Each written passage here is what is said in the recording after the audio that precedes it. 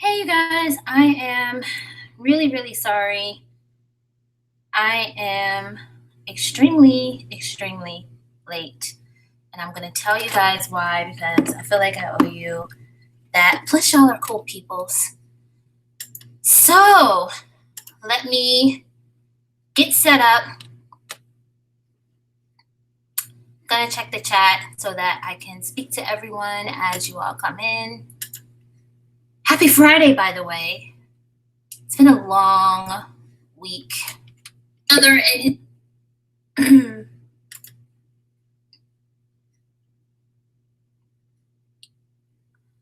been a very, very, very long week.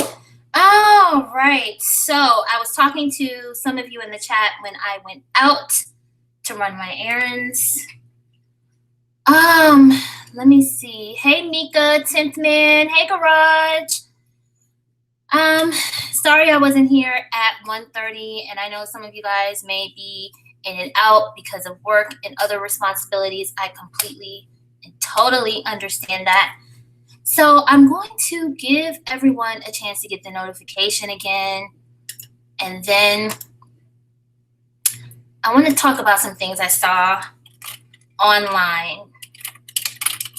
Let me see, because I thought it was pretty interesting. Here we go. This one article is from 2018, but let me see if I can find the other one. Wait a minute.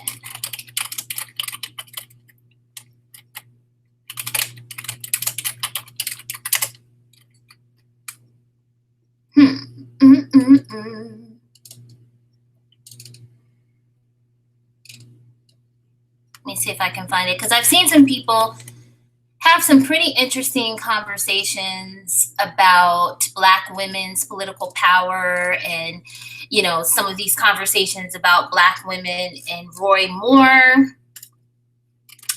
So I just feel like it's important to have this conversation leading into the 2020 election. Now, before I go any further, I am not telling people how to vote. I'm not telling people anything like that. I personally have been a registered voter since I was 18. I consistently vote not only in national elections, but also at the state and local levels. I personally think voting is very important. I also think it's very important to make sure you know information about the candidates that you're supporting. And I think it's important to make sure that your vote and your political support is beneficial to you, your household, and whatever other interest you have. So for me personally, you know, contrary to popular belief, a lot of people feel like Black women don't care anything about the world around us. That is simply not true. I know that I am very concerned about programs that protect women, children, the elderly, you know, those type of things concern me. So I pay very close attention to that. When it comes to any politician on any level, you know, even though my husband and I don't have children, you know, we have nieces and nephews. We hope to have a child someday. So, you know, things like improvements to school systems, all of that kind of stuff is important to me. So I pay attention to that when it comes to things at the local and state levels. Let's see. I'm trying to think what else. If you're a person who has older parents or other family members who are aging, you know, healthcare, I'm sure is a concern for all of us. And then we know as Black women, a lot of our needs are underserved when it comes to healthcare. So people talk about the maternal death rate, but another concern, you know, a lot of us are dying from things like heart disease, and complications related to high blood pressure, diabetes, and sometimes too, just because we're part of a society in general that's aging, things like having access to affordable medication, you know, being able to make choices when it comes to your healthcare providers. those are things that I'm sure matter to all of us. So those are the things that I pay attention to politically. Also, when it comes to the economy and jobs, you know, I work for a company who, it's a great company to work for, right? A lot of the jobs end up going overseas. And I'll tell you something. Hey, Delphia and Hyperfanatic, I'll tell you something. If you ever start a business, right? Say you start a small business and you're making products, whether it's, you see people, they sell phone cases or t-shirts or whatever. When you try to make those products in a way where you try to support a local print shop, you see how much more expensive it is. And you see firsthand why so many of those types of jobs go overseas. Now we go through Teespring, and then there's another online company that my husband told me about, but I don't remember the name of it. But I feel like it's something that starts with an S. But if you actually try to, say you try to order, hats, say you have a logo and you want to put it on hats. You try to actually order hats or t-shirts or tote bags and then have your logo or whatever saying printed onto those products, it's extremely expensive. So you start to see why so much of that type of work goes overseas, or so much of that type of work is now being done through these online companies like Teespring. So when I think about the economy and jobs, it's important to me to hear politicians discuss ways that they would make it more, let's say, they'll basically create ways that it'll be more beneficial and more profitable for businesses to keep their operations here in the US so that they are generating jobs here. And then if you live in a part of the country that, say you are from coal country and a lot of those jobs are gone, something that may be important to you in terms of job creation in the economy is those kind of programs that will give people skills to get into new lines of work. Do you see what I'm saying? So there's so many things to think about politically based on whatever your personal interests are. And so that's why I want to have this conversation as we're seeing more talks about 2020. And so I am going to show you guys this article, this one, but then I'm trying to find the one. It was another article, I think, from the Boston Globe that talked about something similar. So I'm going to paste this in here in case you guys want to read this one. And it's called Black Women's Political Power and the Savior Syndrome. And it starts off with this statement. Black women have had to develop a larger vision of our society than perhaps any other group. They have had to understand white men, white women, and Black men, and they have had to understand themselves. When Black women win victories, it is a boost for virtually every segment of society. That was Angela Davis. And that last part of that, how our victories help everyone else. I was in this Facebook conversation, right, where it was people talking about, oh, we're so thankful that Black women came through, I think, down in Alabama for Roy Moore. And there were white women in the comment section saying that they had seen studies that suggested that Black women tend to be one of the most compassionate group of voters. So when we vote, we are concerned about some of the things I just mentioned: healthcare, homelessness. Another thing you're seeing a lot of conversations about, criminal justice reform. When the current administration was talking about making cuts to the CHIPS program, which basically I think is that program that provides Medicaid to young children, I saw Black women all over social media saying, no, this is wrong. We need to protect our nation's children. So contrary to a lot of the conversation that happens on social media, Black women are very compassionate when it comes to everyone else except for Black women. So that's how we vote. And that is why you see certain candidates target us, because they know they can pull on the heartstrings. So they'll have certain messages, and I am not saying that I like the current president or agree with him, but I'm going to be objective and withhold my personal thoughts, okay? But when people talk about Donald Trump or Republicans in general, and they market certain messages to Black women, what do you see them primarily talking about? Oh, healthcare and issues relating to children. Why? Because we're a demographic of people that consistently vote for the good of everyone else. We're just a very altruistic group of voters, which is not a bad thing to be kind and compassionate. I'm just saying that we don't want to be so kind and compassionate that we avoid our own self-interest and the interests of our households, okay? So anyway, I'm gonna talk a little bit more about this article. Sorry, y'all.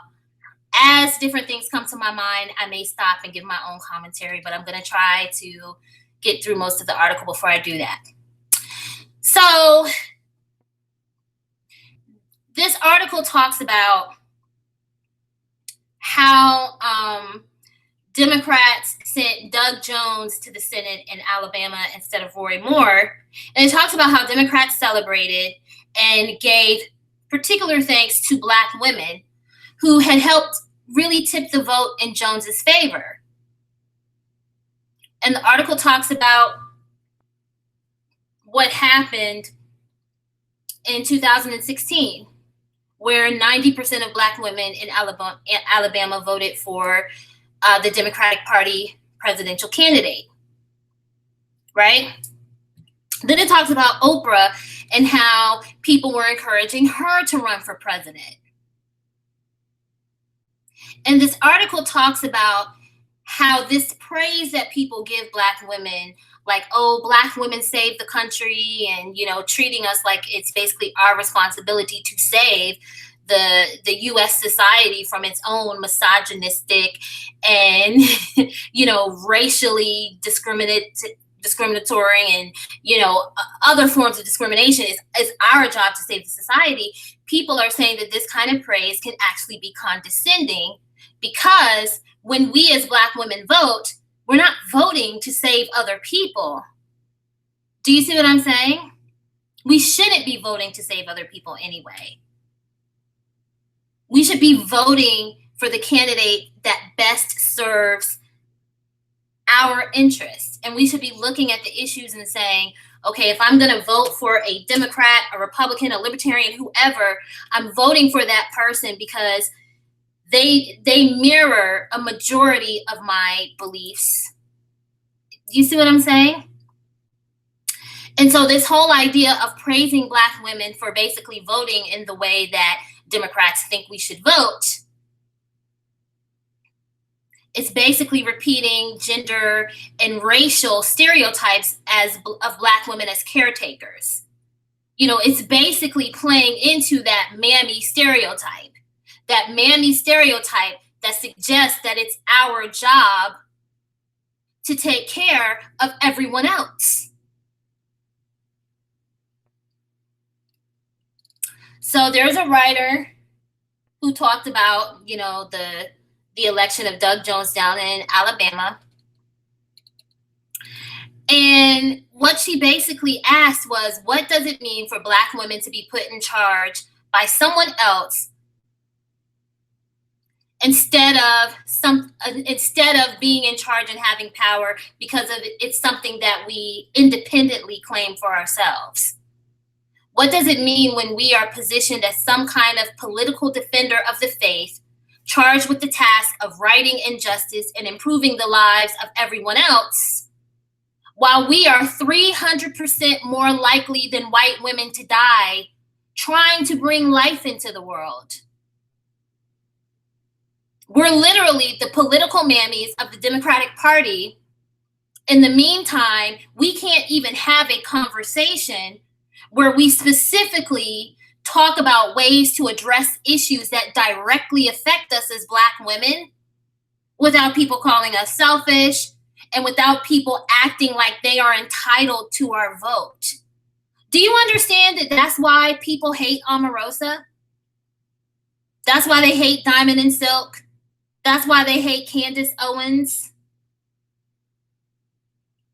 Any Black woman that dares to suggest that you have a political opinion that's outside of what's expected is hated. I don't agree 100% with any of the 4 women that I just named. I personally don't like some of the stereotypes that Diamond and Silk may play into. But let's be honest. If Diamond and Silk, and I'll be honest with you, this is a conversation that took place on another live stream that I saw today. I don't remember the name of the live stream, but it was on Nyla's channel. If Diamond and Silk were Democrats, the country would have loved them. If Omarosa was a Democrat, the country would have loved the parts of her personality that are upfront and assertive, because they could have used that to support the talking points that they want us as Black women to have. Same thing with Candace Owens. Candace Owens is under 30, and listen, I don't agree with everything that she says, but if she were not a Republican, this country would say, oh, she's a great example of a young Black woman who's doing positive things, who's making power moves. Do you see what I'm saying? Same thing with Stacey Dash. And I'm pointing this out as someone who, when it comes to national elections, 99.9% of the time, I vote with Democrats nationally. At the local level, it's different. I voted for libertarians and moderate Republicans at the local level. At the state level, because I live in a southern state, and because of some of the changes that are happening with my state in terms of how they're trying to change how electoral votes are counted, at the state level, right now I'm voting with Democrats or independents who tend to lean with Democrats when it comes to that particular issue. Okay? But so as a person who would probably be considered a moderate liberal, it still bothers me to see the ways that people try to police Black women in our political thoughts. So going back to what Maya Francis wrote after the Alabama election, she said, the selective visibility of Black women, the acknowledgement of our value when it best suits a bottom line, is not new. In fact, it's traditionally American. But be clear, in that election, Black women voted to save themselves, not Alabama, not the country.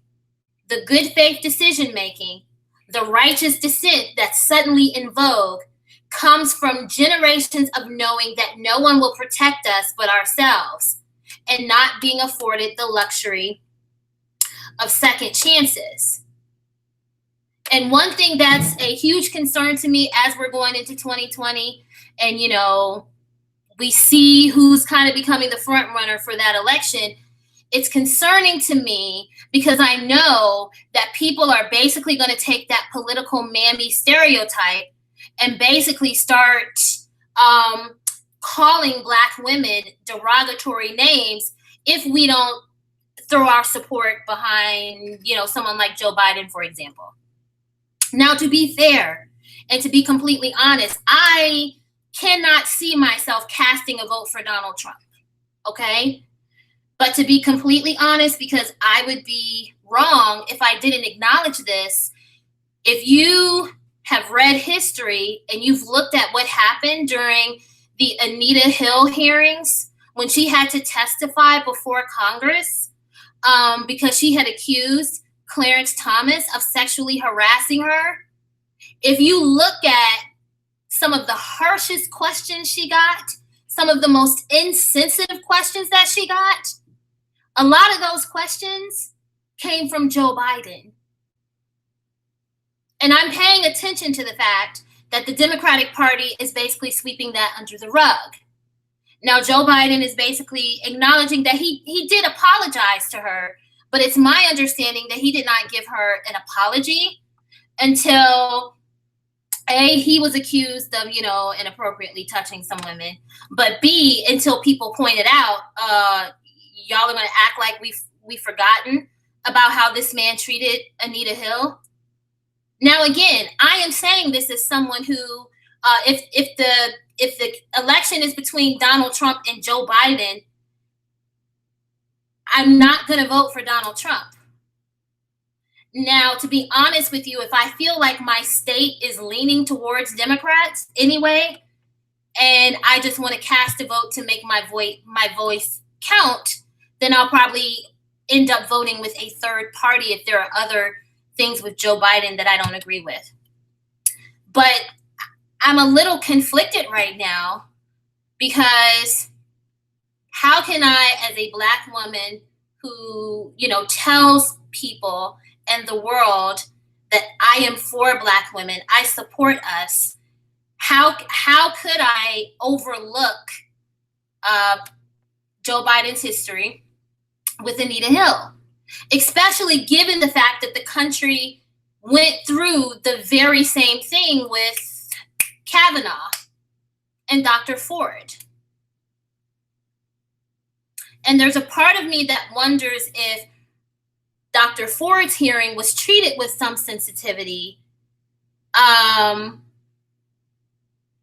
for two reasons.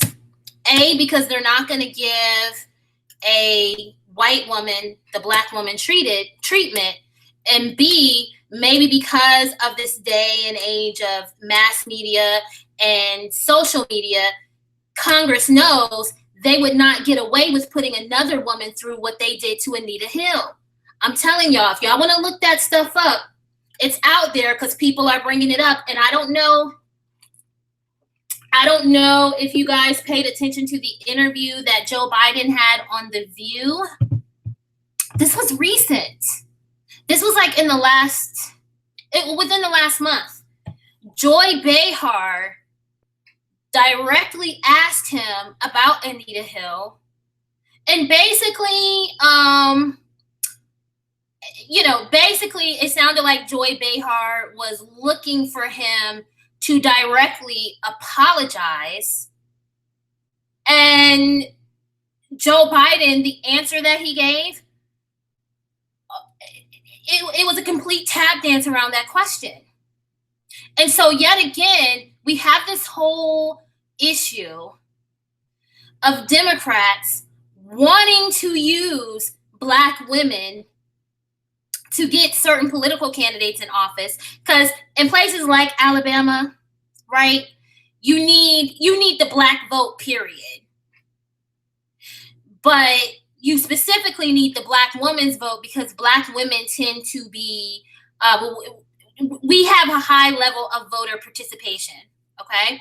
So these Democrats know that they don't have a shot in hell to win the Electoral College unless they flip some of these southern states. And so they know that they can't afford to lose the Black woman's vote. But then when you have a white liberal woman, right, questioning a white man about how horrible he was to a woman who was saying that she was a victim of sexual harassment, and you see this guy completely tap dance around that answer, that's going to be a problem. And as Black women, we have the right to raise those type of concerns.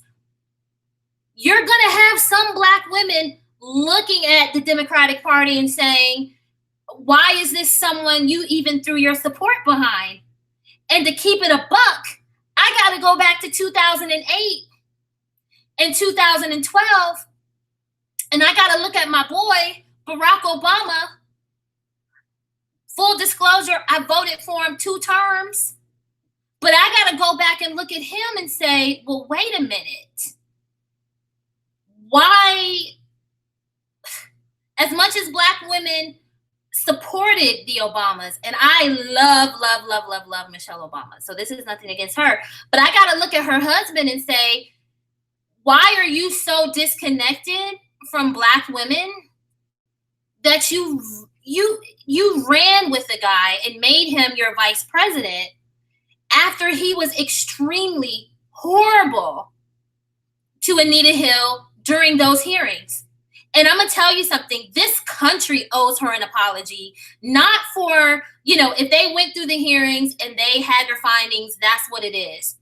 But the way that Congress treated her and the way that a lot of politicians treated her, they did not treat her as someone who was a victim of sexual violence. Because don't get me wrong, repeated sexual harassment is sexual violence. Sexual assault is sexual violence. And this country did not see her as a victim.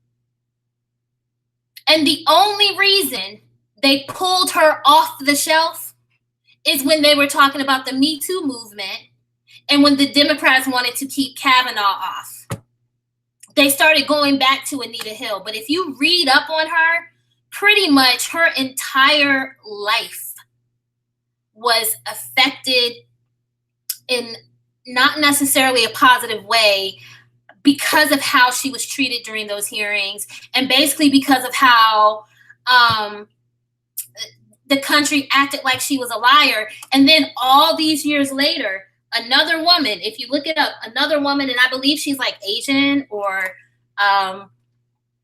like a white Latina, but another woman has accused Clarence Thomas of sexual assault. And this woman, let me see if I can find this article, because in this one article I found, they asked her why she didn't speak up during the Anita Hill hearings. Wait a minute, let me see if I can find it. They asked her why she didn't speak up, and basically it's because she felt no connection to this woman.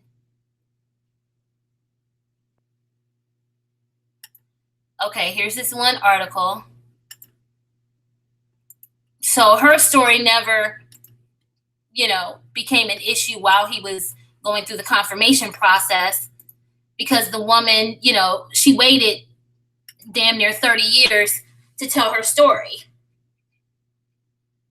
Let Anita Hill go through all of that by herself, only to come out years later and say, oh yeah, he did the same thing to me back in the day. But, another thing we got to think about, because a lot of times when people talk about criminal justice reform and Black people, they focus most of the conversation on Black men. But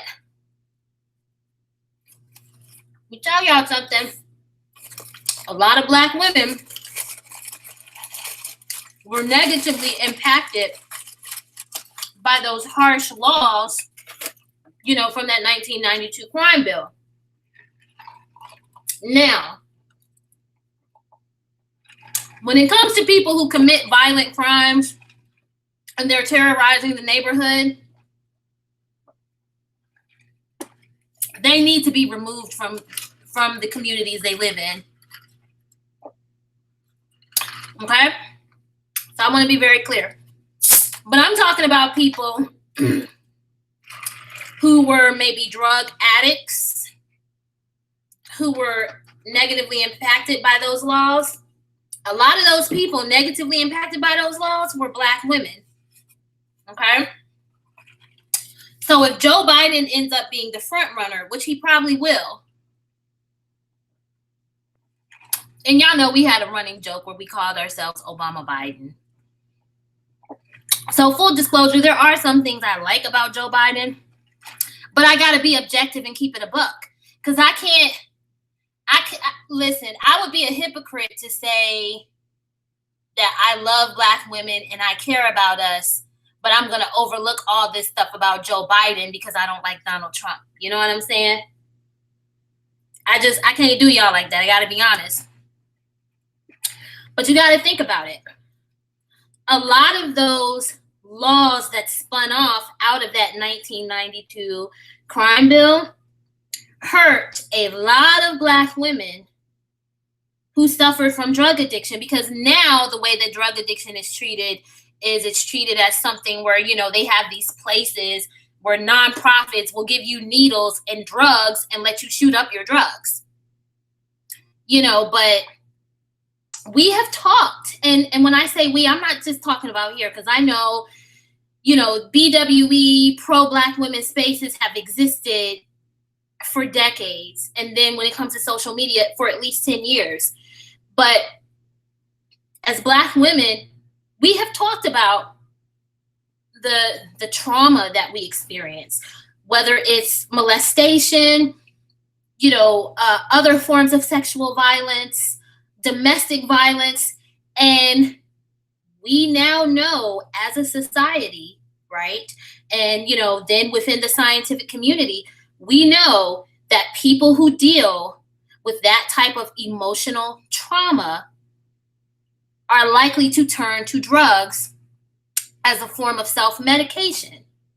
So when you think about the rates of domestic violence that Black women experience, the rates of molestation, the rates of other forms of sexual violence, you kind of get some idea about how many Black women probably ended up turning to drugs to self-medicate, only to end up in this vicious cycle of being in and out of jail.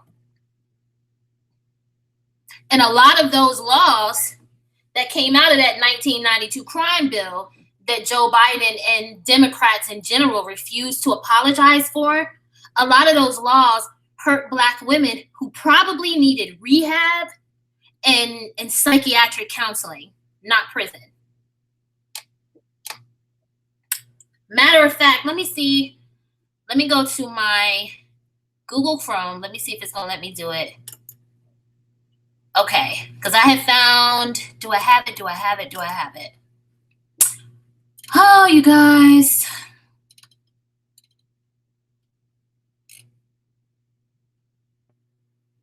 Let me see. It might be this one.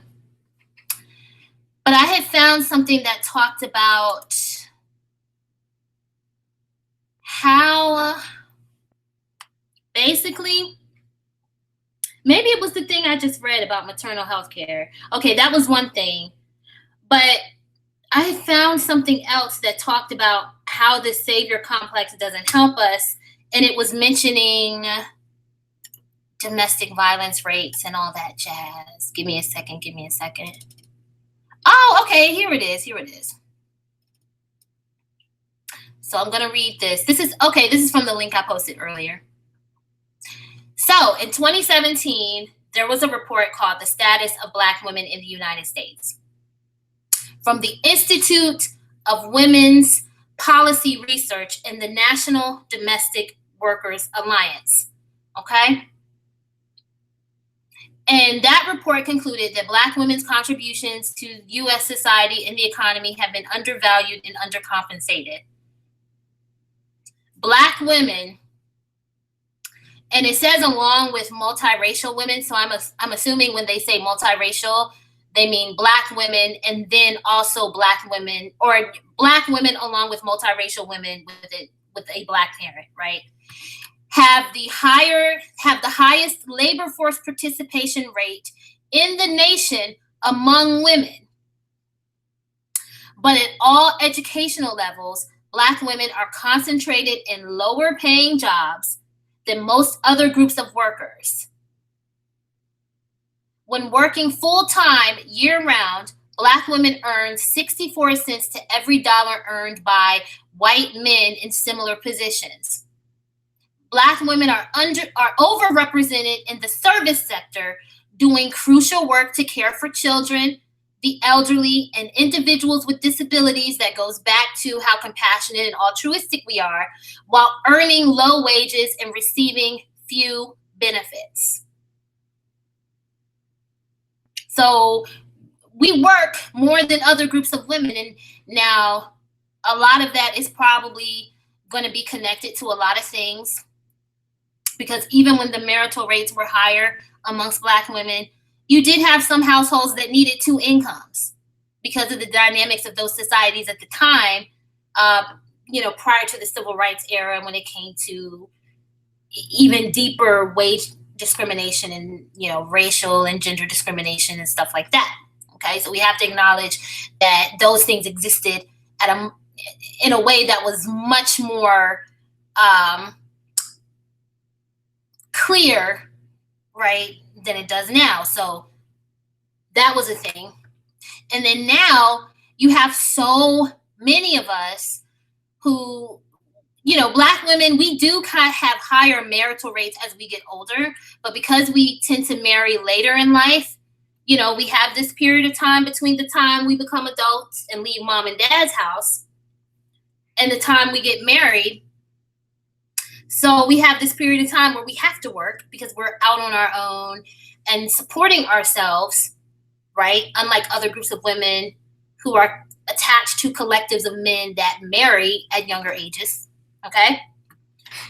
So there's that. And then so many Black women, so many of us end up being unwed mothers. So that leaves us in a situation where a lot of times we have to work not only to support ourselves, but also children. So because there's a higher percentage of us working, guess what? When you work, generally speaking, when you work, taxes come out of your paycheck. So we are contributing to the society at a higher rate than other groups of women when it comes to taxes and labor force participation. Yet we end up in the lower paying jobs.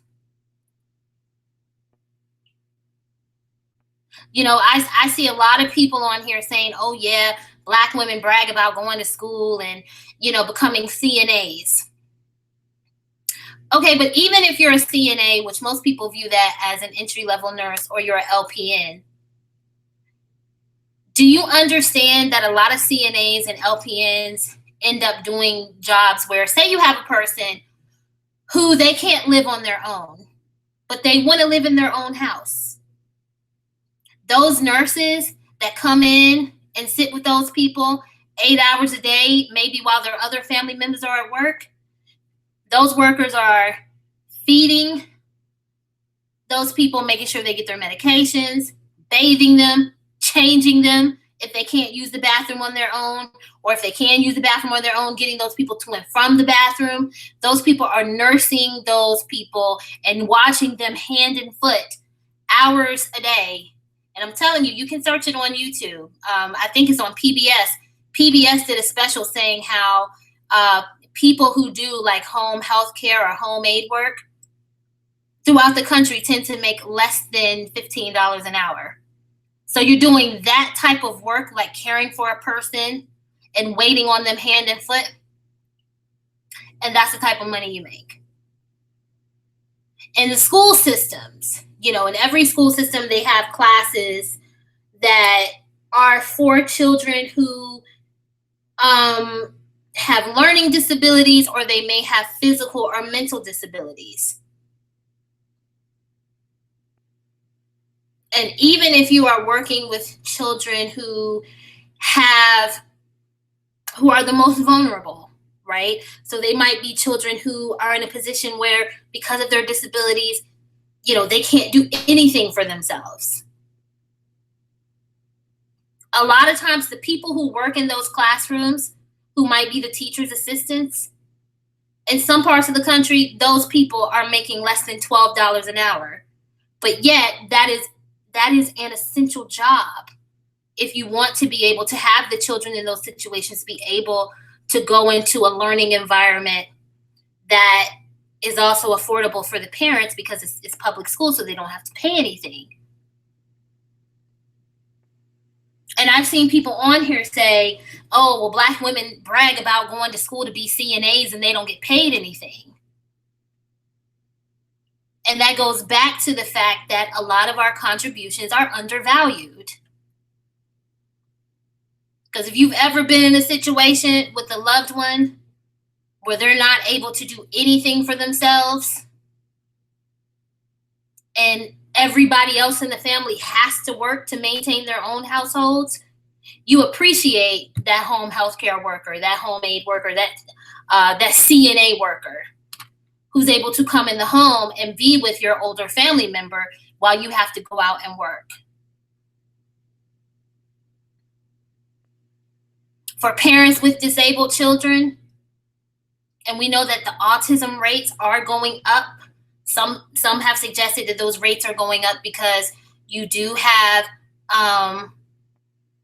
some women, because some of us in certain segments of society are marrying at later ages. Some women are delaying childbirth until marriage. And one of the, complications that can be associated with that is you may end up with a child who has certain disabilities such as Down syndrome, or they may end up being autistic. When you have to work to support yourself and your child, or maybe you and your spouse or your partner, if you're not married, both of you have to work to maintain your household and be able to take care of your child, you appreciate the fact that your public school system has those teachers, assistants, and other paraprofessionals who can work along with the teachers to make sure that your child gets that individualized education plan, that your child is able to be socialized and be around other children and learn as much as they can and be taken care of. You appreciate that person that's making, that $10, $11, $12 an hour. So sometimes, I'm just saying that sometimes we have to think outside of these conversations that happen on social media and see what's really going on in real life. And see that as Black women, we contribute so much to the world and so much to the society. And a lot of that is undervalued. And we're not properly compensated. And so we end up in these situations where people use us to support their own agendas, and we don't get anything out of it. We don't get guarantees that when people talk about gender discrimination, that they will also focus on the discrimination that you can experience based on your gender and your race if you're a Black woman. We don't have real conversations about maternal health care for Black women.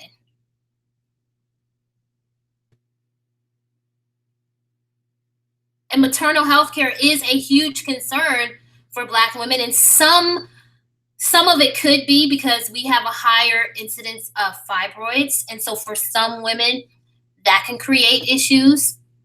Even fibroid removal surgery. I'm going to tell you something that I was told by my doctor, okay? Something I had no clue of. A lot of the women in my family have fibroids.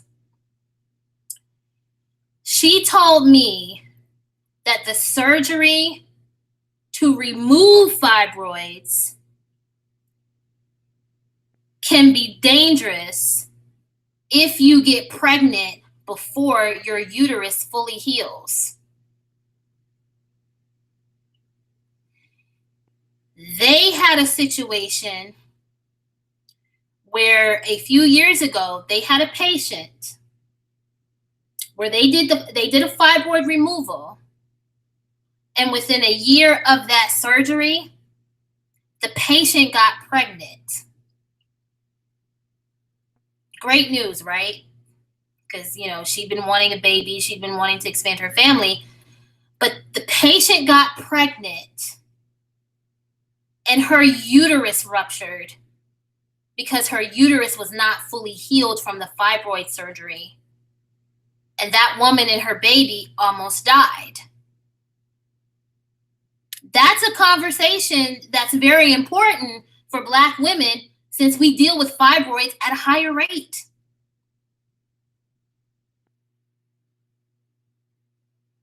My doctor's office is actually part of a network where they basically now only perform fibroid removals if they're causing you complications. If you're still of childbearing age and you're not 100% sure that you don't want children and your fibroids aren't causing you complications, they no longer perform the surgery on you. That's a maternal health care concern. That's a reproductive health care concern that you don't hear people talking about.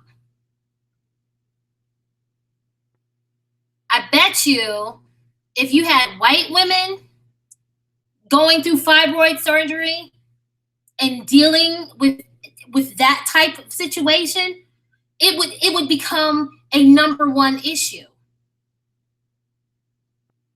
But pay attention to candidates like Elizabeth Warren when they start talking about Black women in maternal health care.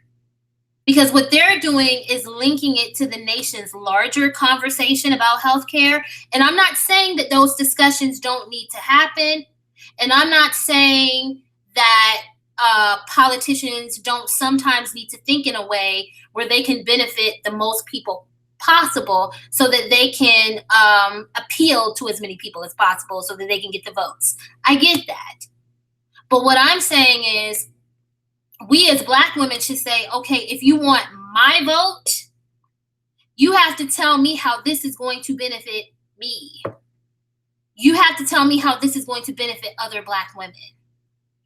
When you talk about maternal health care and you talk about the rates, what solution do you have that will specifically reduce the maternal death rates for Black women? What solutions do you have that will specifically address reproductive health concerns for Black women? What solutions do you have that will create innovative ways to address the reproductive health concerns of Black women in a way that won't cause us problems down the line?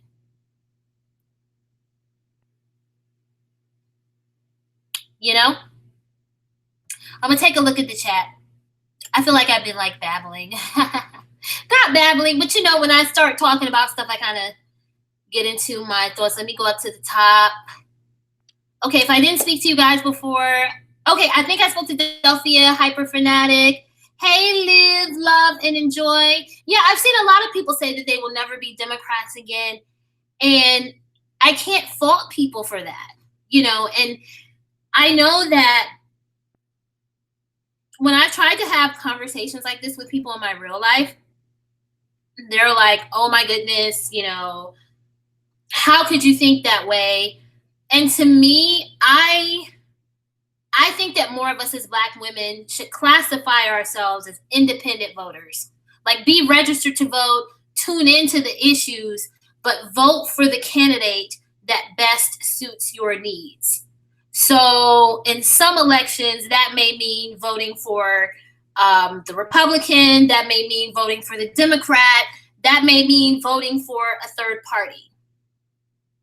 Do you know what I'm saying? Because I feel like when people think that they automatically have your support, they take you for granted and they act like they don't have to do anything to specifically address your concerns. I see your point about Diamond and Philadelphia. I mean, I just brought them up because when I was watching this other live stream, it made me think like if you saw Diamond and Silk as characters in a movie, right? They would be the Black girl characters that everyone loves. Because if you really think about it, don't get mad at me, y'all. But do you remember that movie? I think it was called Fat Girls with Monique. Tell me that Monique did not act like Diamond and Silk in that movie.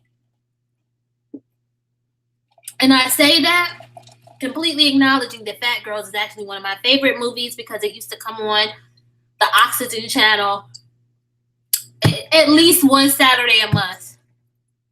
And I love that movie. I'm just saying, usually that type of portrayal of Black women is loved and supported if they had been Hillary supporters, I'm telling y'all, people would have loved them.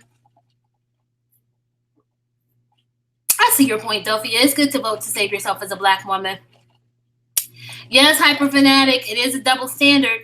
I'm telling y'all, I don't understand why people don't love Omarosa. I'm not saying that I agree with everything that she says or that she has done, but I'm pointing out something right now to those of you who are concerned about HBCUs, right? Omarosa is part of the reason, okay, that HBCUs kind of became a national conversation while she was working in the White House. Why? Because she got at least one of her degrees from an HBCU. And so when Donald Trump initially said he felt, he was kind of insensitive about it at first, but Omarosa kind of leaned in his ear and was like, nah, you need to think about this differently, and this is why this matters. And that's why those presidents got the meeting with Donald Trump. I feel like they misused the opportunity. And this was another conversation I had. And I'm going to tell y'all something. This was a heated conversation because my husband actually graduated from an HBCU. And I pointed something out to him. Like, I have my degree from a school that is not considered an HBCU. And I pointed out to him, I was like, we have people that leave their entire estates to the school. Like, literally, they die and they leave their entire estate to where I went to college. And I said, you see this a lot at schools that, you may have like a lot of white people that went to them. And it made him think about something. There was someone who graduated from his school and then got their graduate degrees from a predominantly white school, right? This person gave like a $2 or $3 million donation to the predominantly white school and gave $25,000 to the HBCU. That guy only gave and I'm only saying only in comparison, but he gave $25,000 to the HBCU and like a couple $1 million to the predominantly white school. And I was telling my husband, I was like, imagine what a $1 million donation would do for your college versus giving millions of dollars to a school that already has like a multi-billion-dollar endowment and gets millions and millions of dollars a year in donations. I was like, where I went to school, because it's like a big football program kind of. I was like, our entire athletic department is funded off of ticket sales from the football program. I was like, a lot of those older white alums who live halfway across the country or halfway across the world, they never come to a football game, but they have been season ticket holders for 20 or 30 years. Why? They do that so that the money will go to the school. And so now, I'm just explaining that to him, and I'm like, part of the problems with HBCU funding is for some of the schools, it's a lack of alumni donations. Now, don't get me wrong, with a lot of public universities, yes, they do get state funding.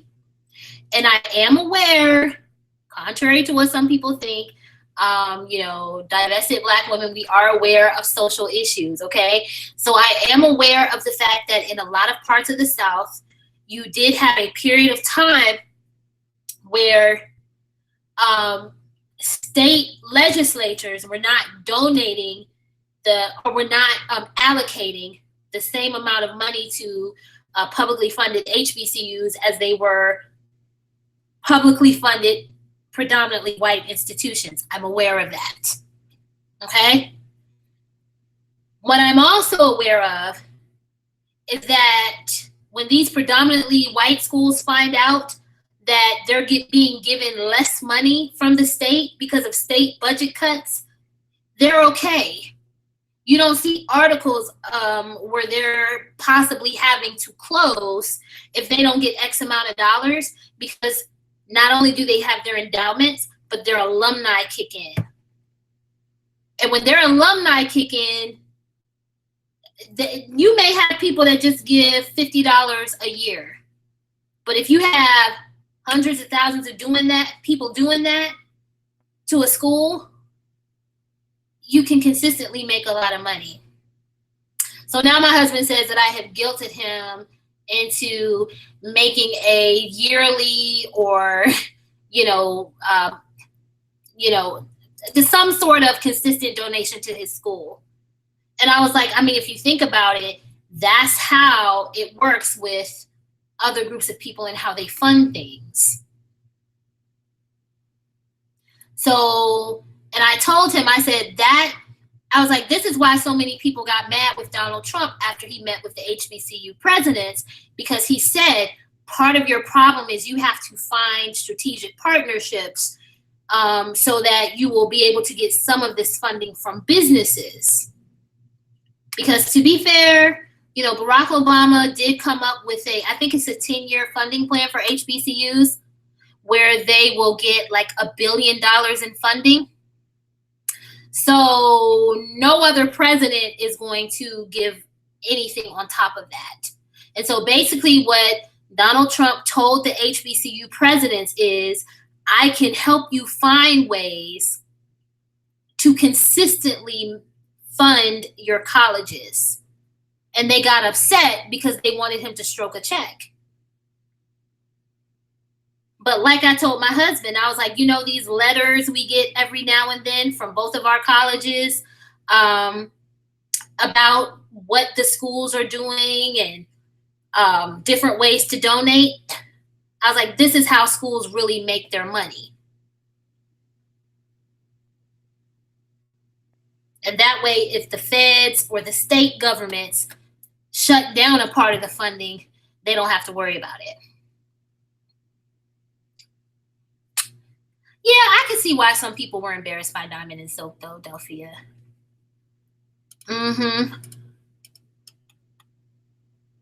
Yeah, Kay Elaine, I've never heard Candace Owens say that she hated Black men. As a matter of fact, she was one of the few people defending Kanye. Remember, like back when people were offended by him for supporting Donald Trump? Candace Owens went on to a couple of interviews with him and basically was defending him. So I don't think that Candace Owens has ever said anything anti-Black men. But you know what it is, Kay Elaine? A lot of Black people assume that being conservative means you automatically hate Blackness. And so to make you feel guilty, they'll say, oh, you hate Black men. Or they assume, they're probably doing that too because her fiance is white. Yeah, girl, she done got her wealthy man from whatever charity she's working for. And that man happens to be white. But notice, Black men will say all day long that they can be pro-Black and not be with a Black woman. But I've never seen Candace Owens say anything that was anti-Black. She just has a lot of opinions that Black people happen to not agree with because most Black people are Democrats. I see your point, Delphia. Okay, you're an independent with certain progressive ideals.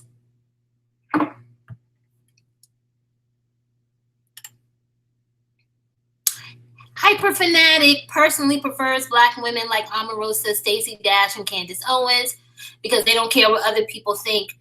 I mean, I get that. Like, I just wish that the media portrayed more images of independent thinking Black women. You know, like you had Joy Behar on The View, who was not afraid to question Joe Biden. And, you know, Joy Behar, I mean, she's a diehard liberal, but she was like, okay, I'm still going to question you. I'm still going to call you out. Until them non-Black women who were Democrats had no problem doing that with Obama or Clinton. But it's like the general public doesn't like Black women questioning Democrats or liberal thinking.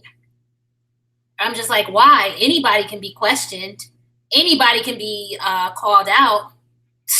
You know what I'm saying? Anybody can get it, you know? I see your point, Kaylene. I don't see myself as fully liberal. Like, I'm going to tell y'all what it is, right? The way I grew up and the way my parents raised me, I'm probably, like, I was raised in a way that was very socially conservative. But my parents are also compassionate people, you know. So if I were to define myself politically, I think when it comes to money related things, like spending a lot of money, I'm probably like a fiscal conservative, because I'm that person that will read something and be like, no, why are we spending money on this as a country, you know? But because I'm a compassionate person and I do care about other people, I'm probably like, when it comes to certain social issues, even though I'm conservative on those issues because I care about people, I'll say I'm probably a social moderate. But when it comes to a lot of issues, I'm not actually a liberal.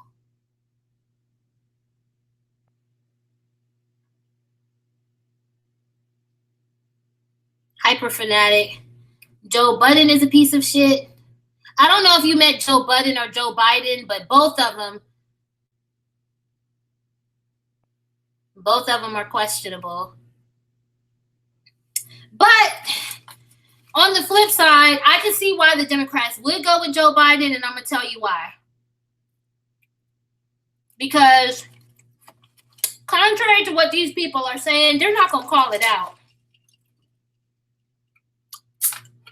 But Democrats need to pull more of the white male vote to win. So that's why I don't think they're going to go with Elizabeth Warren. I don't think they're going to go with another woman. You know, they don't want to admit it.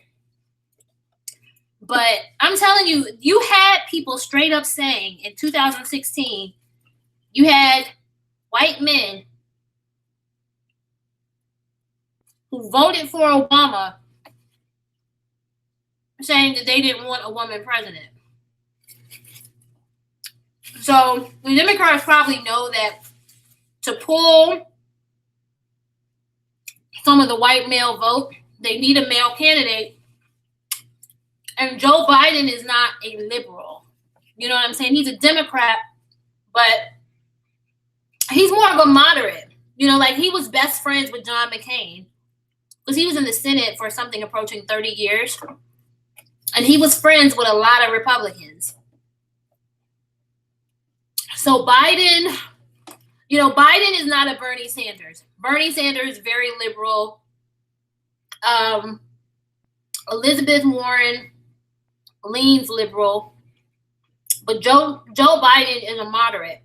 That's why he worked so well with Obama. You know, former President Obama was more of a moderate than a liberal.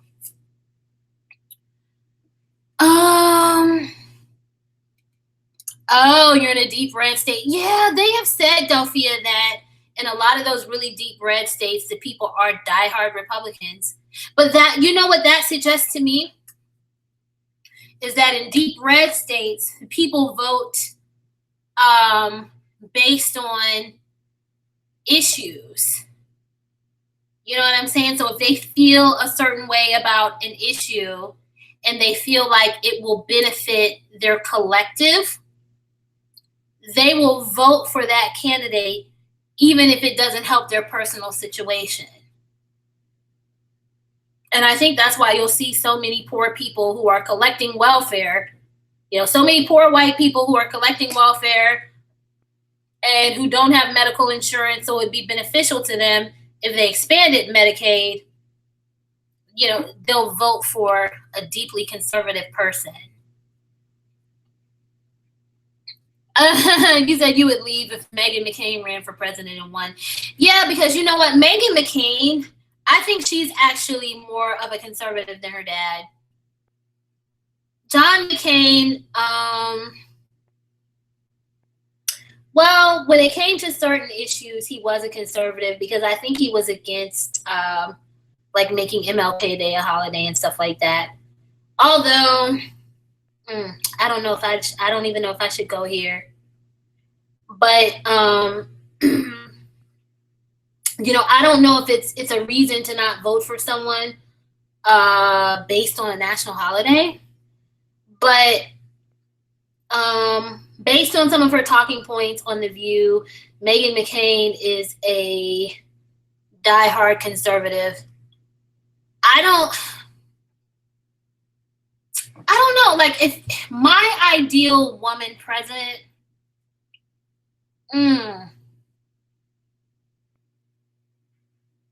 my ideal woman presidential candidate would be a moderate. Someone who doesn't lean too far to the right or to the left, and someone who has political connections with both sides so she could get something done.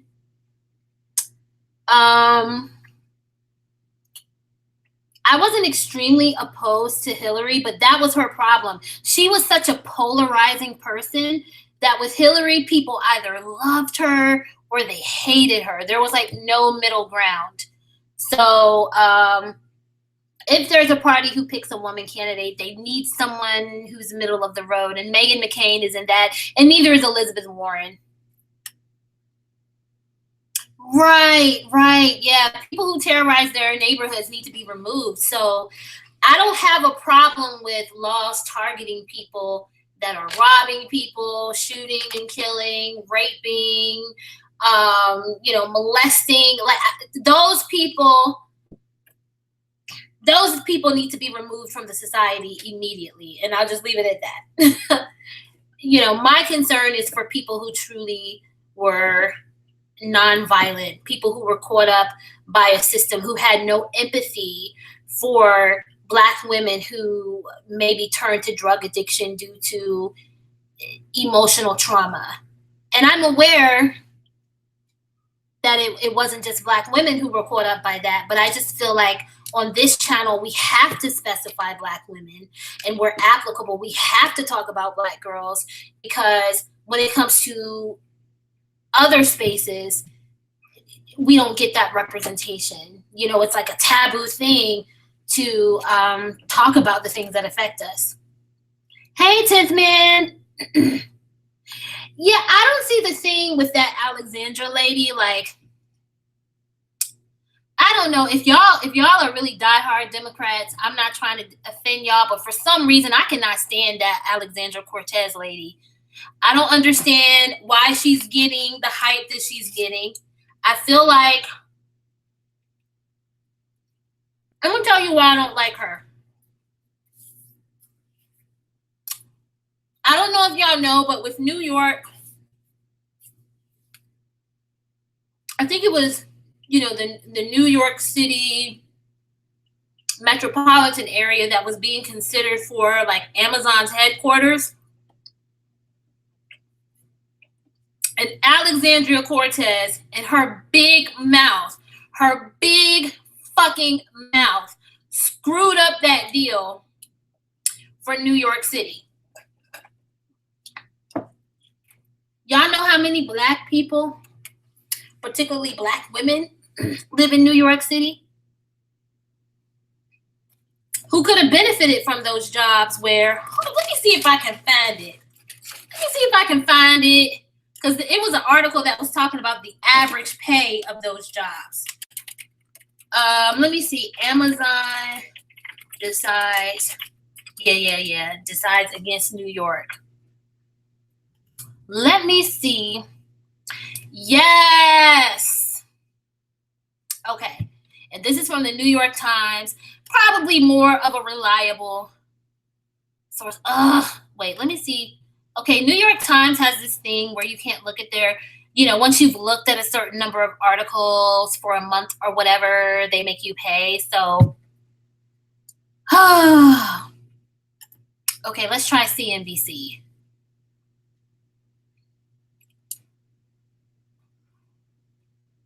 Okay, good. I'm going to post this in there. And then I'm going to talk about, yeah, Alexandra, I don't know. I feel like she's overrated. Okay. Amazon had already planned to build a headquarters in New York City. Okay. And this would have brought 25,000 jobs to New York. Let's see. Mind you, 70% of New Yorkers supported Amazon's plans, but a number of politicians opposed their presence. So let me see. Let me see if I can find Alexandria's comments. Let me see if this article talks about it.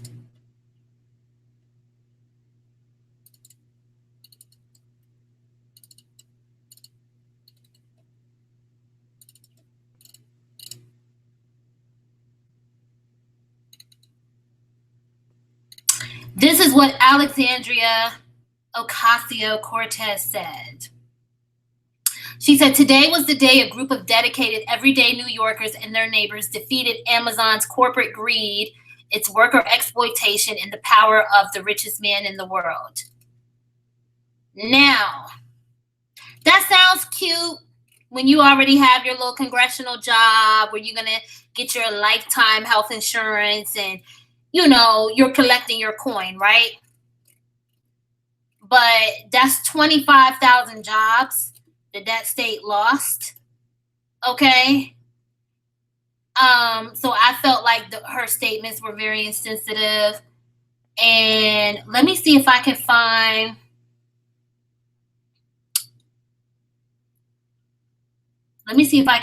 There were articles talking about what the average salary of those jobs would have been. Now, I understand the cost of living in New York is high, but from what I had seen before, those would have the average salary would have been something approaching like 120 something thousand a year. So if you lived, maybe you'd have to drive a little bit, but you could have had like enough money to be able to afford a decent place to live, An old girl and a couple of other politicians from New York completely ignored the concerns of 70% of New Yorkers who supported Amazon's plans and literally talked the state out of that job opportunity. Hey, Tassie. I understand that being a CNA is a thankless job. I'm just saying a lot of people downplay it like, okay, I get that it's a thankless job, but it's a job that people do because a lot of families don't believe in taking care of sick family members anymore.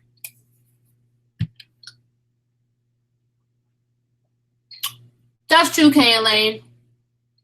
I've never seen a Black woman brag about being a CNA. Most of the CNAs I know, they end up going back to school to become LPNs or RNs. Very true, Tassie. Miss Tamarin did just have a baby at 47.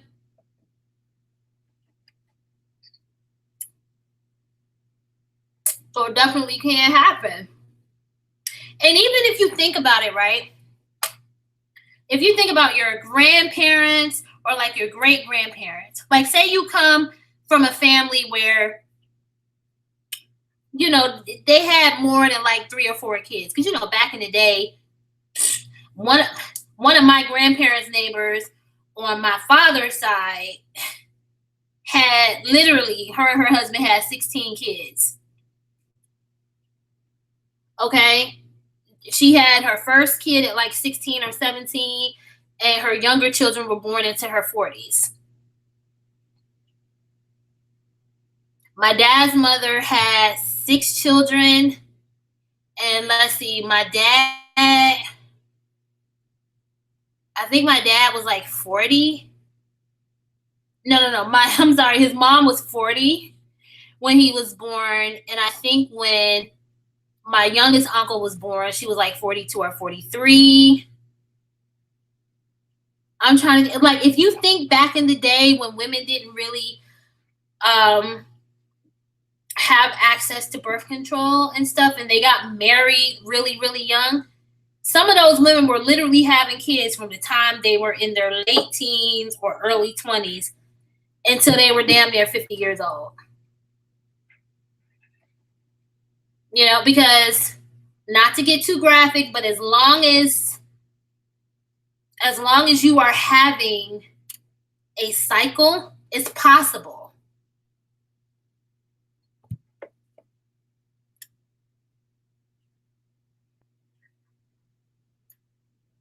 Yeah, Kaylin, having a baby at 47 would be a lot. I think Janet Jackson was like 50. I'm telling y'all though, back in the day, look back to your grandma and some of your great aunties. Some of them were having kids and still getting it in up until, you know, that's true hyper fanatic. Like, I just think it's I think the schools have to be better at really asking. But B, you know, for people who attended HBCUs, they kind of have to think about that a little bit more, because if you read some articles, it says that a lot of the country's Black professionals are still educated at HBCUs. And then another part of the conversation, right? Let's say you're a Black person who has a degree and you didn't attend the HBCU, but you understand the historical value. You know, so we have schools like Spelman, HBCU, all Black women. That would be a great school to donate to. Because one thing I've thought about, this probably sounds like kind of dumb, but you know how people have these programs where maybe they'll adopt a highway or something like that? I've wondered why HBCUs didn't consider an initiative where they said adopt an HBCU for Black professionals in general, where you would just pick a HBCU and just give an annual donation to that. Now, me, just the way I think, my mind would more so go to a school that prioritizes or benefits Black women. You know, but other people may think differently. But that's, you know, as a way to get people in the mindset of, okay, this is Black history. And you have all of these people who talk for hours on end about how Black people are underserved by the society. So why would you expect a group of people that you feel don't care about you to prioritize your institutions? You understand, back in the day, you know, back in the days of the Mary McLeod Bethunes and the Booker T. Washingtons, okay?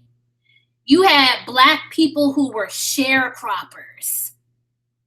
If you're from the South or you have family members from the South, you know sharecroppers were dirt poor.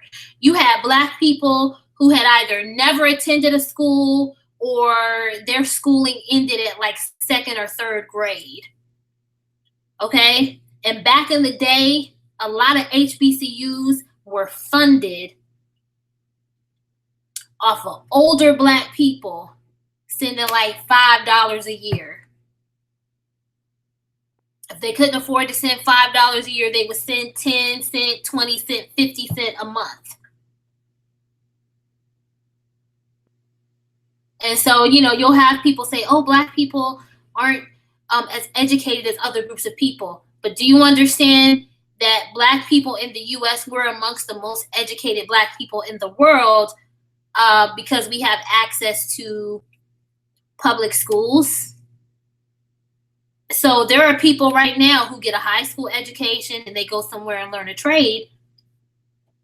But if you see historical value in these institutions, you know, particularly to some of the Black men in certain sectors who have certain talking points, it's like, okay, why don't you work with certain HBCUs to say, why don't we develop a program where we say, okay, adopt an HBCU and you pick a school. You know, if you're pro-Black and you have a problem with how Donald Trump handled it, you pick a school and you and your supporters donate directly to that school. But I can't talk to men about supporting their own institutions. Outside of the one in my household, I just can't do it. That's true, hyperfanatic. White people do give back to their old schools. White people will donate to a school just because they like the sports programs. Hey, Morshay. That's good. See, Black women, we understand the idea of giving back. Because you're right, colleges are a business. It takes money to operate. All them scholarships y'all want people to give out, that money comes from somewhere.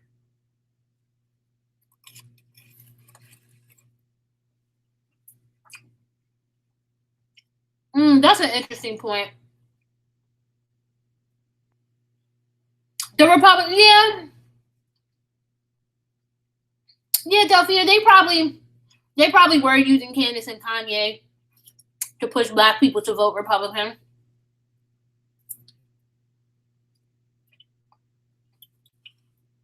I don't think Kanye,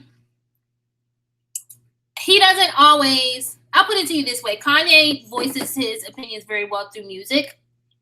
He doesn't always express his opinions well verbally, like speaking. But one thing I will say about Candace Owens,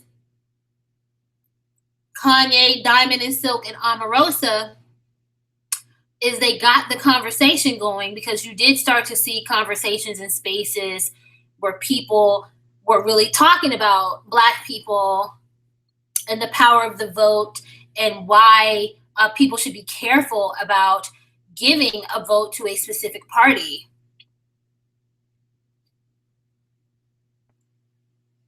See, that's a good point, Morshay.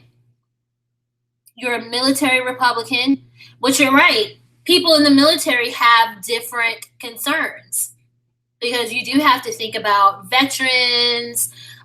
You have to think about military pay. And I'll tell you something. My dad worked for the federal government for nearly 36 years. And we had a politician from our state that was very concerned about, because this is a military area, so he was very concerned about military keeping, you know, if you have like Navy yards or shipyards or whatever in your area, you may have political candidates who are concerned about keeping aircraft carriers here, or making sure that enough come here to sustain those shipyards or the Navy yards and things of that nature. Keeping enough ships in the port basically means that the civilian workers will have enough jobs. And so even though my dad is a pretty solid liberal, he was like, as a government worker, it benefits me. And, you know, the fact that, because we were all still young. So he was like, it benefits me and the fact that I have a wife and 3 kids to support this person. Because all the other candidates want to cut the military. So when you cut the military, they're cutting the number of ships and the number of aircraft carriers and all of that stuff that need to be serviced. So that means that the civilian government workers will be out of jobs. That's true, Morshe. Sexism does predate racism. I don't see...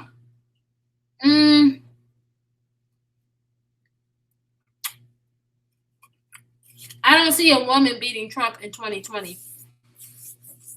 And to be completely honest, this is something I've been telling people in my real life. It's very hard to beat a sitting president. If you think about it, okay, it happened with Jimmy Carter and then with George Bush the first, because he said no new taxes and then he increased taxes. But think about how many presidents we've had since then. You know, Reagan was 2 terms. Okay, then we had Bush the first after Reagan. Then we had Clinton 2 terms. Right? Even though he went through the whole Monica Lewinsky thing. And I think during his presidency, there was a pretty long government shutdown. Right? But he survived that. It was a 2-term president. And then, of course, we know history. Bush the second, 2 terms. Even though a lot of people regarded Bush as being dumb, blah, blah, blah, blah, blah, they didn't vote him out. Okay. And then Obama, 2 terms. The first, and listen, I know people will say, oh, he's biracial and so on and so forth. But the larger society doesn't view biracial as a separate race. So they will class him as a black man. And for all the flack he got, he was 2 terms. And if you look at voter participation in 2012, voter participation in 2012 was very high for a 2-term president, you know, for president's 2nd term. So now we have Donald, you know, President Trump. And I don't like a lot of his policies, to be honest, but I dislike him for reasons that are different than the mainstream media. I don't have a problem with enforcing immigration laws. Okay. So I don't have a problem with him when it comes to that. But I don't foresee it being easy to beat Donald in 2020. Unless Democrats have a candidate that can get the type of voter participation that, you know, former President Barack Obama was able to get in 2012. And that's very hard to get. Very hard.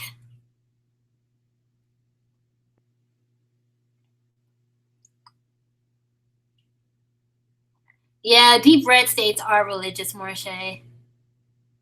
Yeah, Delphia, I liked John McCain as a senator, but he was one of those, if I recall correctly, that felt like we needed to fight Syria and North Korea and this place and this place.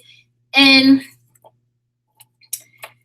you know, just from what I've seen, and I'm not an expert on this, but from what I've seen, it would be very hard for us to win a ground war against some of the places that these people want to go and fight in, especially because North Korea has a huge army, so they outnumber us. And so basically for us to go in these places and fight wars, we would have to do things that most of us would consider morally unconscionable. You know, people don't want another situation like World War II and then what happened with Hiroshima and Nagasaki. You know, and that's when you're fighting people who have at least 1 million people in their armies, you have to make moral decisions that frankly I'm not comfortable with, and most of us wouldn't be comfortable with. So we're not able to fight wars in ways that would really allow us to win them.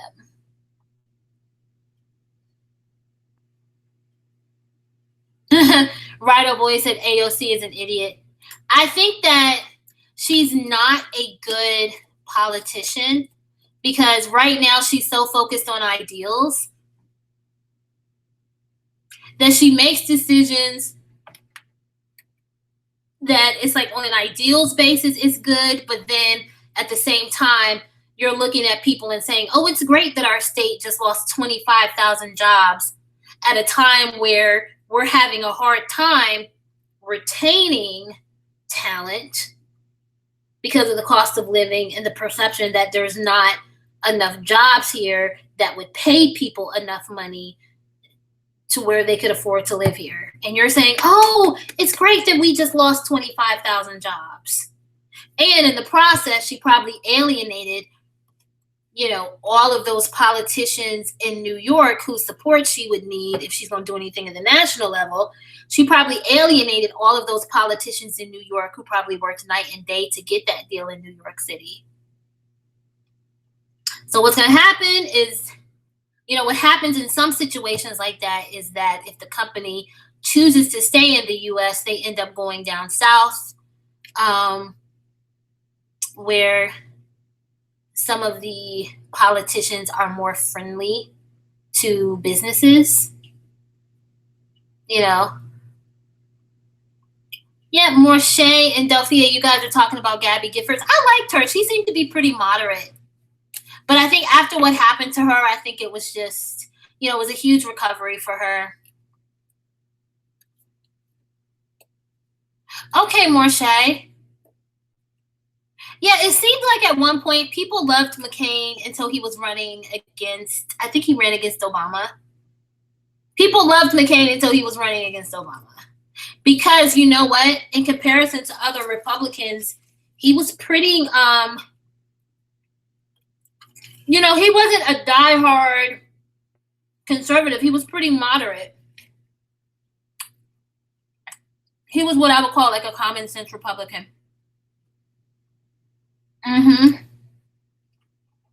Yeah, Delphia, AOC is a white Latina.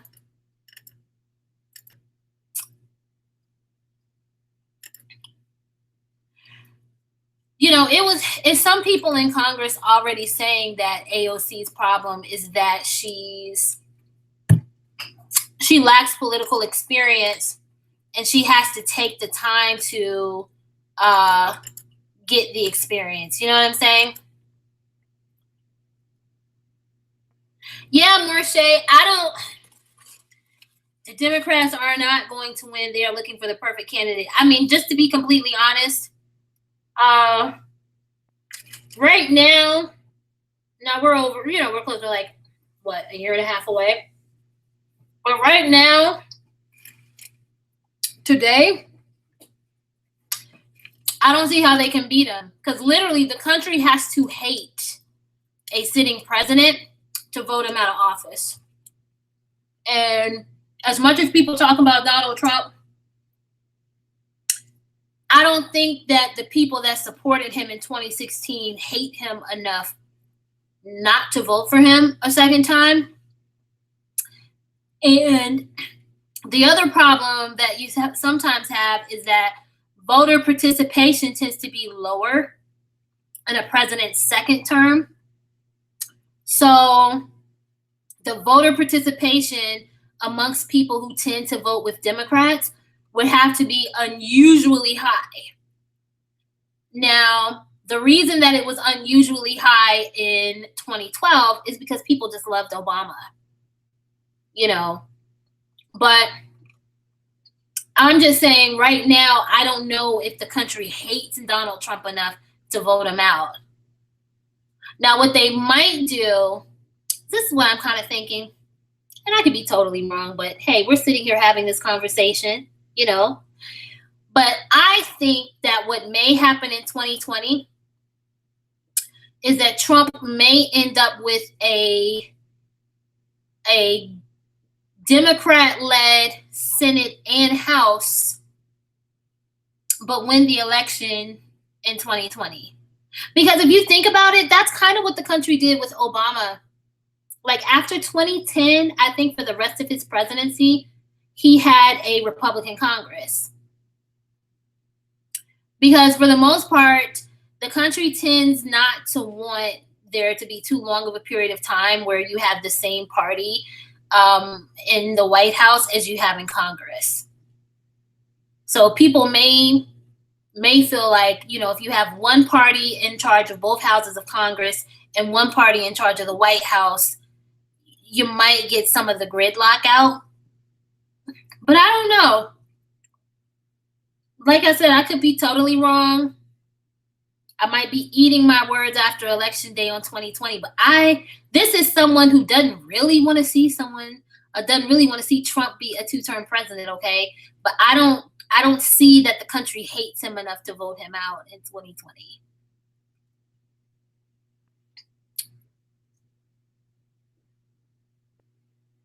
Yeah, Marche, I'm focusing on local and state. You know, I'm gonna vote, you know, for a candidate when it comes to the president, but my real attention is gonna be on local and state.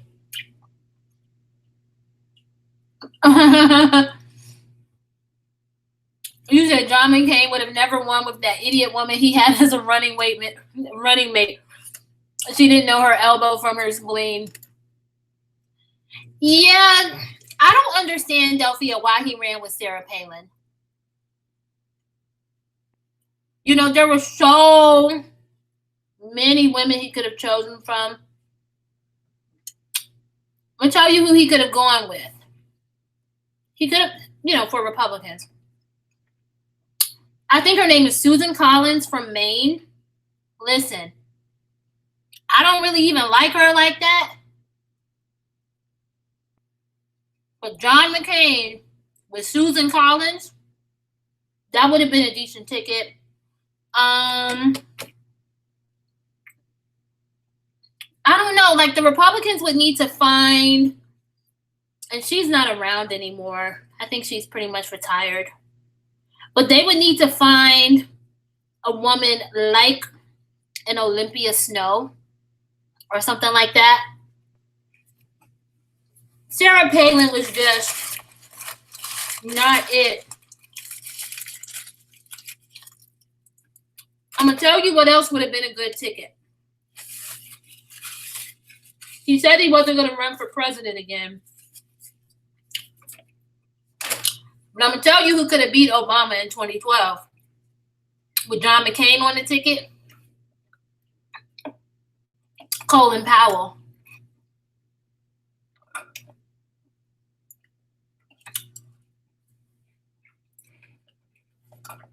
Yeah, he was an idiot, Marche. Okay, Marche, you said she was supposed to rally up the South. Well, okay, so then if he was trying to get the South, who could he have run with?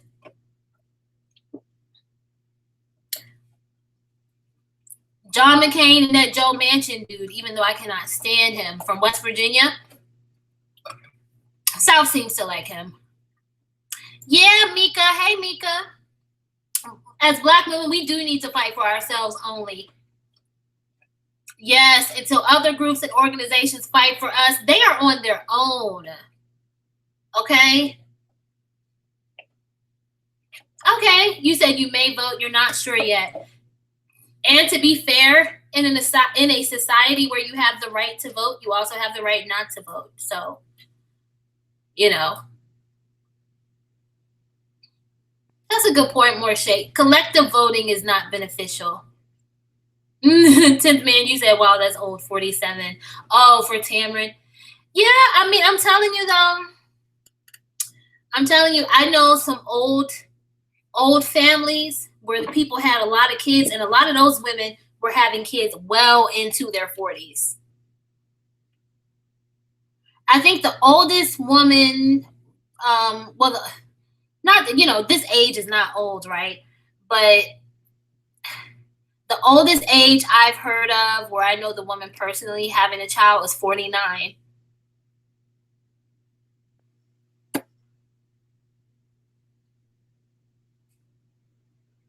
Yeah, that's a good point, hyperfanatic. I mean, some people do have that concern. Like, the older you are when you have a child, the older you'll be as they get older. And I wouldn't want a kid to not be able to do the things they want to do, because I was really old when I decided to have them. You know what I mean? Like, kids want to run around and play, and they want to go to sports practices, and they want to go to the park, and they just want to get out and experience life. So I do think that's something to consider. If you're going to be older having children, you want to make sure you're in the best health possible so that your kids don't have to sit on the floor beside you while you're in your rocking chair with a blanket over your legs because you can't get out and do anything.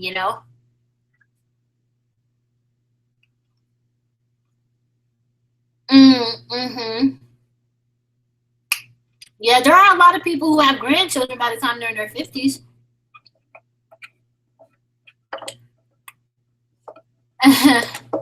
You said make Kanye great again. Okay, Delphia, you said what you care about most now as a young person is you want the country to stop interfering in other countries and bailing them out. It's not your problem if another country can't get it together. Okay. I think for me, when it comes to other countries, I don't have a problem with the funding that goes for medication or like food, but I don't think we should do what they call nation building. Like trying to help a country decide who their leaders are going to be or anything like that. But I don't have a problem with humanitarian assistance. Okay, 10th man, you said America needs less wars. If you do that, you don't need to raise taxes.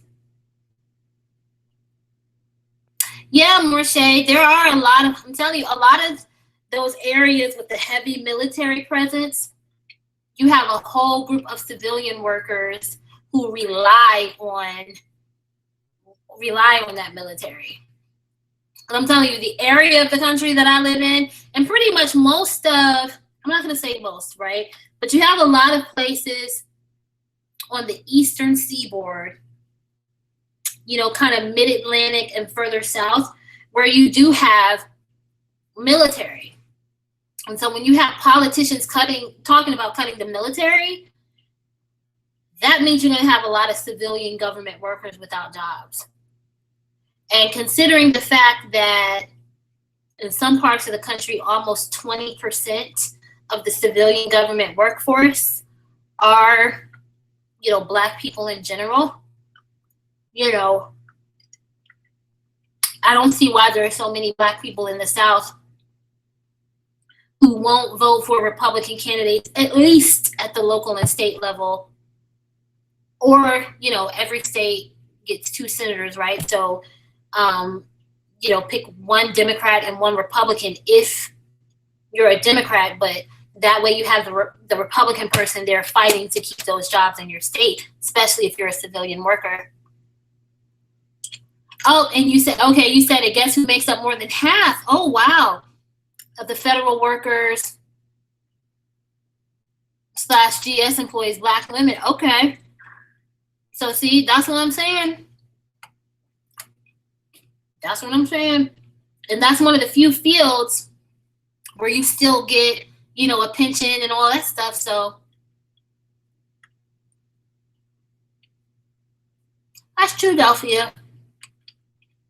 The wars, they cost so much money that it puts situations where it puts us in a situation where future generations end up having to pay for it. Okay, Marsha, you are getting ready for pole class. Okay, I hope you have a good time. That sounds fun. One of my girlfriends wants me to try a pole class, but I'm clumsy, y'all. She said we should either do pole class or belly dancing. I'm too clumsy, y'all. That sounds like a lot of fun, Morshay. Hey, Kara. Good afternoon. It's good to see you. That's true, Morshay, because it's so hard to win ground wars.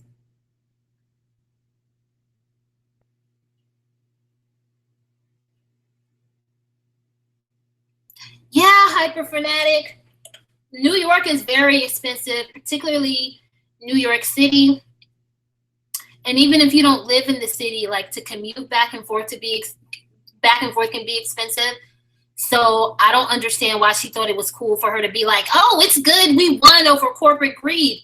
Okay, so do you have anything in place to replace these 25,000 jobs that 70% of New Yorkers wanted to come to the state? Yeah, 10th man, Colin Powell. I don't remember what branch he served in, but wait, let me look. But yeah, he was like a 4-star general. He would have been a great candidate with McCain had he wanted to run. But when he ran for president, you know, people gave him such a hard time, and his wife was just very concerned about him, which makes a lot of sense, you know. So let me see what branch he was in. Okay, yep, he was in the Army. And I think he was like a 4-star general.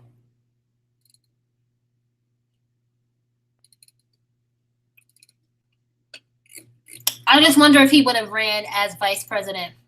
But with a candidate like that, McCain possibly could have won in 2012. Right, Tassie. Democrats assume that they have the black women's vote. Black vote in general, but specifically the black women's vote. And they can be very nasty and spiteful, even if you just ask questions. Like, let me tell y'all something. Even if you just ask a question of a Democrat as a black woman, people can be very mean and very spiteful. I'm telling y'all, in 2016, this was before I stopped talking about politics on Facebook, but in 2016, I had commented on this page or whatever that Democrats needed to be careful because it was possible that they were losing a portion of the black vote. And yeah, I got dragged until they saw that Hillary Clinton was winning. Yeah, 10th man, a lot of people call Colin Powell Uncle Tom just because he was a Republican. But if you look at his policies, a lot of his policies were actually pretty moderate.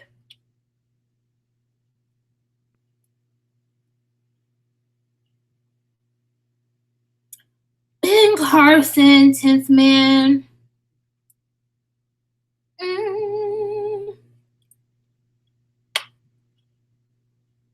Ben Carson. You know, Ben Carson is not, I don't agree with a lot of his positions. But I see why people respect him, but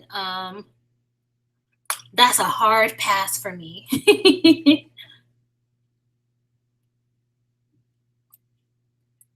All right, I think I have read through most of the chat. Thank you to all of you who participated in the chat. Very sorry to you guys who were here at 1:30 and I was not able to be here. It's been a rough week. Our dog died on Sunday, and then Monday we found out that one of our uncles on my husband's side passed away. So we've been making arrangements for all of that stuff. So I'm hoping to be back on track with my live streams this weekend in terms of making sure that I am here at the time that it's scheduled. But this was an interesting conversation. Maybe we'll have more political conversations as we get closer to the 2020 election. because I think it's stuff we need to talk about. And I think as Black women, we need to be more strategic about the way that we vote. I don't think that there's any political party that should feel like they can assume how we vote. And I don't think that we should allow people to guilt us into voting one way or the other. You know, look at the issues, think about where you stand on the issues, and pick the candidate that best suits you. Okay? Anyway, thank you all for participating in the conversation, and I will talk to you all very soon. Bye.